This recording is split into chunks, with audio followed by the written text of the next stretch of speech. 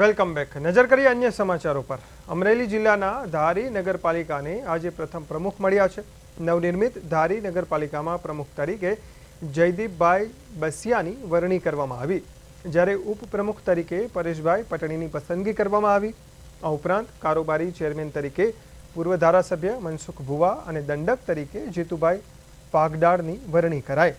ધારી નગરપાલિકામાં ભાજપને સ્પષ્ટ બહુમતી મળતા પક્ષમાં ખુશીનો માહોલ જોવા મળી રહ્યો છે. નવી બોડીની રચના બાદ હવે નગરપાલિકામાં વિકાસ કાર્યોને વધુ વેગ મળશે તેવી આશા વ્યક્ત કરાઈ રહી છે.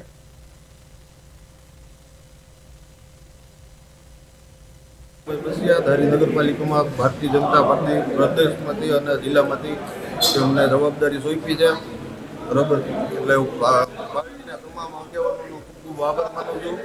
ખાસ કરીને તાલુકા ભાજપના પ્રમુખ શ્રી ભુગેશભાઈ મોટડિયા, જિલ્લા ભાજપ પ્રમુખ અતુલભાઈ કાનાણી, ધારાસભ્ય શ્રી જયભાઈ કાપડિયા, કૌશિકભાઈ વેકરિયા, સૌનો ખૂબ ખૂબ આભાર માનું છું.